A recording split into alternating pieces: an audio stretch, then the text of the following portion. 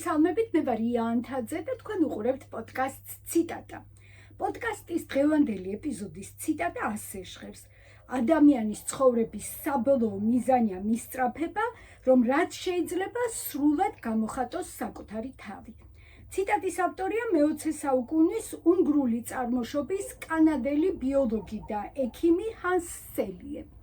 სანამ თავარ სათქმელზე გადავალ, ტრადიციულად გთხოვთ, რომ გამოიწეროთ ჩემი არხი ციტატა ია ანთაძის ონლაინ დღიური და ამით დამეხმაროთ არხის განვითარებაში. დღევანდელ ციტატას, რა თქმა უნდა, ვეთანხმები, მაგრამ რამდენიმე ჩემთვის მნიშვნელოვანი კითხვა მიჩნდება და გაგიზიარებთ. იმით დავიწყოთ, რომ თვითონ ჰანს სელიე იყო ექიმი, რომელმაც პირველმა ჩამოაყალიბა სტრესის ცნება და ამ ცნების გარეშე თანამედროვე ფსიქოლოგია მოგეხსენებათ არ არსებობს. როდესაც ჰანს სელიე საკუთარი თავის გამოხატვაზე წერდა, მისთვის როგორც მეცნიერისთვის თვით გამოხატვა არ იყო მხოლოდ შემოქმედებითი პროცესი. ეს იყო ბიოლოგიური და ფიზიოლოგიური აუცილებლობა. მისი კვლევები ადასტურებდა, რომ როცა ადამიანი თრგუნავს თავის ბუნებრივ ნიჭს და თავის მისწრაფებებს, მისი ორგანიზმი გადადის სტრესის მდგომარეობაში და თუ თავის პოტენციალს, შინაგან პოტენციალს მთლიანად ავლენს, მაშინ ის გადადის მდგომარეობაში, როცა ებრძვის ორგანიზმის სტრესს, ეს არის სტრესის ანტიდოტი, ანუ სტრესის წამალი. აქამდე ყველაფერი გასაგებია. უბრალოდ თვალწინ მიდგება უამრავი ადამიანი, რომელმაც ვერ შეძლო სრული თვით გამოხატვა, თუ პროფესიასაც აი ამ თვით გამოხატვაში შემოვიტანთ და რა თქმა უნდა, ალბათ პროფესიული ცხოვრება ამ თვით გამოხატვის ერთ-ერთი მნიშვნელოვანი ნაწილია. მამაჩემი მშენებელი ინჟინერი იყო, დედაჩემი იყო მეაბრეშუმე მეცნიერი, თუთის ხის დაავადებაზე მუშაობდა წლების განმავლობაში. მე თუ მკითხავთ, ორივე გამოკვეთილ ჰუმანიტარად და წიგნის ადამიანად მიმაჩნია. მამაჩემის მიერ დაწერილი მხოლოდ წერილები მინახავს, რომელიც დედაჩემისთვის იყო განკუთვნილი.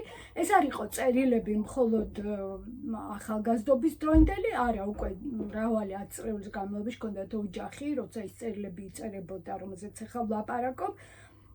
არ ვიცი მამაჩემი რას აშენებდა, მაგრამ ეს წერილები ნამდვილად მიმაჩნია მისი თვით გამოხატვის საუკეთესო საშუალებად, იმიტომ რომ როდესაც ეს წერილები ვნახე, მამა უკვე აღარ იყო ცოცხალი, მაშინ კიდევ უფრო კარგად რაღაცნაირად შევიცანი მისი პიროვნება. დედაჩემი მთელი ცხოვრება ლექსებს წერდა. ბოლოს ისე წავიდა მისი ცხოვრება, რომ აბრეშუმის მუზეუმის დირექტორი იყო და უხდებოდა ტონობით წერილის მიწერა, ზოგს პრეზიდენტ შევარდნაძეს წერდა, ზოგს მინისტრებს, ზოგსთვის და ეს მისი მრავალწლიანი ბრძოლა აბრეშუმის მუზეუმის გადასარჩენად ბოლოს დამთავრდა მისი გამარჯვებით და მგონი მის სიმამაცესთან ერთად ამ წერილების წვლილიც იყო საკმაო ამ გამარჯვებაში. დედაც და მამაც ისეთ ოჯახში იყვნენ გაზრდილები, სადაც წიგნს და ლიტერატურას ნამდვილად დიდი მნიშვნელობა ენიჭებოდა, მაგრამ ამის მიუხედავად მათი ჰუმანიტარობა მაინც იყო წარმოუდგენელი. ეს იგი დედა კახეთში გაიზარდა, მამა გურიაში გაიზარდა, ამას არ ჰქონდა მნიშვნელობა იმ მხრივ, რომ ორივე ოჯახს მიაჩნდა, რომ მათ შვილს უნდა ჰქონდეს მყარი პროფესია. სხვათა შორის მამის მხრიდან დიდი ბაბუის მონაგარმა შემდეგ თაობებში გავიწიეთ ფილოლოგიისკენ და რამდენიმე ფილოლოგი დავგროვდით. როგორც ამბობენ, თვითონ დიდმა ბაბუამ თამარიანი იცოდა თავიდან ბოლომდე ზეპირად და მის უმცროს ვაჟს გურიის სახლის ხვენზე წლობით ჰქონდა გადამალული გრიგოლ რობაქიძის აკრძალული წიგნები. და მაინც ასეთ გარემოში მამაჩემმა პროფესიის მხრივ საკუთარი თავის სრულად გამოვლენა ასე მგონია, რომ ვერ შეძლო, იმიტომ რომ მთელი ცხოვრება აგურთან და ცემენტთან ჰქონდა საქმე და დედაჩემს ბევრად მეტად გაუმართლა, მაგრამ მის ამბავს სხვა დროს გიამბობთ, თუ საკმარისი ძალა ვიგრძენი, დიდი ამბავია და ადვილად არ მოიყოლება. ახლა დავსვამ კითხვებს, რომლებიც ამ ციტატასთან დაკავშირებით მიჩნდება. იმით დავიწყებ, რომ თუ ადამიანის ცხოვრების მიზანია, რომ სრულად გამოხატოს საკუთარი თავი, ეს იმას ნიშნავს, რომ ეს საკუთარი თავი უნდა არსებობდეს. პირველი პირობა ეს არის.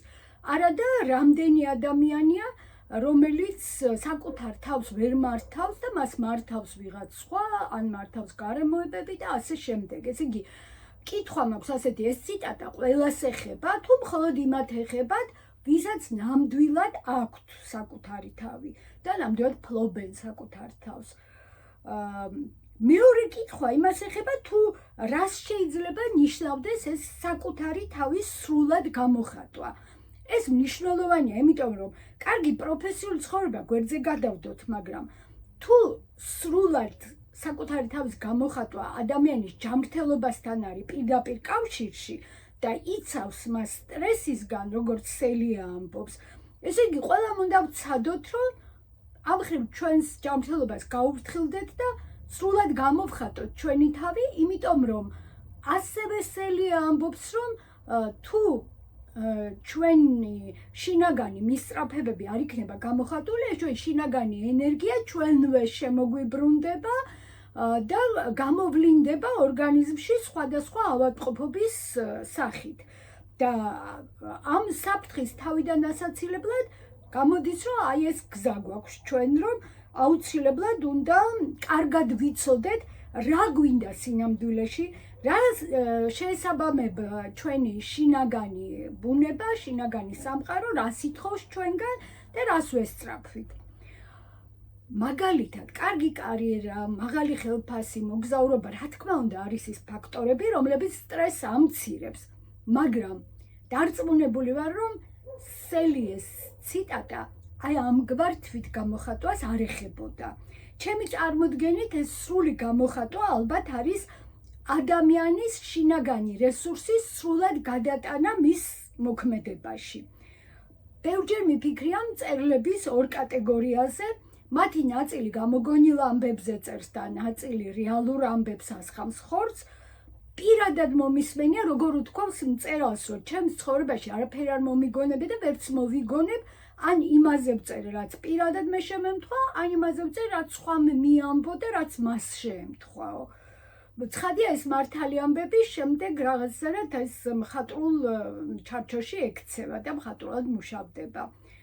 რა არის ამ ორი ყაიდის მწერლის თვითგამოხატვა? პირველის უფრო მესმის, იმიტომ რომ ადამიანი თავიდან ბოლომდე თვითონ ქმნის მხატვრულ სამყაროს და ამით გამოხატავს საკუთარ თავს. მაგრამ რა არის მეორე ყაიდის მწერლის თვითგამოხატვის მოტივი? ეს მოტივიც არის მხატვრული სამყაროს შექმნა, თუ ეს მოტივი არის, რომ საკუთარი თავიდან გარეთ გამოიტანოს ის, რაც მას აწუხებს, რაც მას არ ასვენებს. წერილები შემთხვევით არ გამხსენებია. მგონი ადრეც თქვი, რომ როდესაც საქართველოს პირველ არხზე ჩემი პროექტი დაიხურა და უმუშევარი დავრჩი, მაშინ ძალიან სერიოზულად დავფიქრდი იმის შესახებ, აი ამ მდგომარეობაში, ამ ასაკში, რა იქნებოდა ის საქმე, რომლის კეთებაც ნამდვილად მომიტანდა სიხარულს. ვფიქრობდი ამაზე და მივხვდი, რომ საქმე, რომელიც ყველაზე მეტად გამიტაცებდა, იქნებოდა წიგნების, მხატვრულ ლიტერატურას გულისხმობ, წიგნების წერა. მაგრამ სამწუხაროდ ზუსტად ვიცი, რომ ეს მე არ შემიძლია. ვერც ლექსს, ვერც მოთხრობას, ვერც პიესას, ვერც რომანს, ვერასდროს ვერ დავწერ, იმიტომ რომ უბრალოდ არ შემიძლია მხატვრული სამყაროს შექმნა, გნებავთ ეს იყოს გამოგონილ ამბებზე და გნებავთ რეალურ ამბებზე. სამწუხაროდ არ შემიძლია. და ამ ჩემს ფიქრებთან ეხლა ისევ მიმაბრუნა სელიეს ციტატა, იმიტომ რომ ესე იგი რა გამოდის, ჩემთვის ყველაზე სასურველი საქმიანობა თუ იქნებოდა წიგნის წერა და თუ ნამდვილად ვიცი, რომ ეს მე არ შემიძლია, ესე იგი საბედისწეროდ აცდა ერთმანეთს ჩემი შინაგანი კომპასი და ჩემი ცხოვრება. ესე იგი კითხვა მაქვს, თუ ალბათ უნდა გავხდე იმის გამო, რომ ჩემი ცხოვრების მთავარ სურვილს ვერ შევასრულებ ვერასდროს. მესმის, რომ თვით გამოხატვისკენ მუდმივი სწრაფვა შენი საზღვრების მუდმივ რღვევას ნიშნავს, იმიტომ რომ მოვდივართ ასე ცხოვრებაში და გამოვხატავთ ჩვენ თავს რაღაცნაირად, მეც, სხვებიც, თქვენც, მაგრამ არ არის ეს საკმარისი, ჩვენ ვითარდებით, ჩვენ ცხოვრება იცვლება და ჩვენი გამოხატვაც უნდა იცვლებოდეს და ჩვენს მუდმივ საზღვრებს სულ კიდევ და კიდევ უნდა ვარღვევდეთ, ხო? ეს უნდა იყოს დაუსრულებელი პროცესი. და ასეც ხდება, მაგრამ და სხვათა შორის ეს პროექტი ჩემი, აი ეს პოდკასტი YouTube-ზე, ამის გამოხატულება არის, რომ კიდევ ერთხელ ვცდილობ, რომ ეს ჩემი საზღვარი გავარღვიო, ასე ვთქვათ, და რაღაც ისეთი ვაკეთო, რაც აქამდე არასდროს არ მიკეთებია. მაგრამ წერლობის ვექტორზე მე ამას ვერ ვიზამ და ეს ჩემთვის ცნობილი არის. ეხლა კიდევ ერთი კითხვა მაქვს. თუ კი სელიეს ციტატიდან გამომდინარე, ადამიანის ცხოვრების მიზანი არის მისწრაფება, რომ აი ბოლომდე და სრულად გამოხატოს საკუთარი თავი. ხომ არ მიგვიყვანს ასეთი თვით გამოხატვა კონფლიქტთან, ან მთელ საზოგადოებასთან, ან საზოგადოების ნაწილთან. აი მათ ხომ არ გაუჩნდებათ კონფლიქტი ამ ჩვენი გამოხატვის მიმართ. უამრავი ასეთი შემთხვევა მახსენდება. ეხლა ბოლო რაც მახსენდება იყო რობერტ სტურას ბოლო ნამუშევარი, სპექტაკლი. ჩვენ ვკითხულობთ ვეფხისტყაოსანს დღეს, ასე ქვია ამ გახმაურებულ სპექტაკლს და კითხვა ასეთი მაქვს, რომ ნუ თუ კარიერის მიწურულს აი ამ თავგანწირულმა თვით გამოხატვამ ამ ადამიანს სტრესი აცილა, თუ პირიქით სტრესი მოუახლოვა და სტრესი მასში შემოიტანა. არ ვიცი, არა მაქვს ამის პასუხი, მაგრამ ეს კითხვა ნამდვილად გამიჩნდა. და მეორე მხრივ, პროტესტისთვის ქუჩაში გამოსული ადამიანების თვით გამოხატვაც ძალიან საფრთხიანია.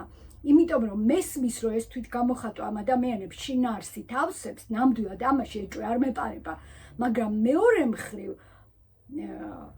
ესე იგი, რეპრესიების მსხვერპლად აქცია უამრავი ადამიანი ამ გამოხატვამ და ესე იგი, ეს თვით გამოხატვა სტრესის წამალია თუ პირიქით სტრესის შემომტანია ადამიანში. არა მაქვს არც ამ კითხვაზე პასუხი. და ახლა დავსვამ ბოლო კითხვას.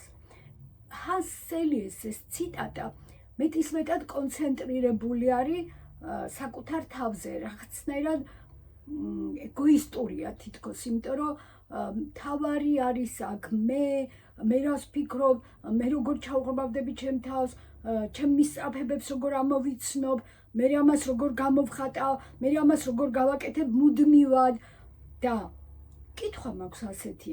ამ ციტატაში მეორე ადამიანი სად არის? ჩემ გარდა მთელი ანარჩენი სამყარო და განსაკუთრებით ადამიანების სამყაროს გულისხმობ, ფონად ხომ არ იქცევა ჩემი თვით გამოხატვისთვის.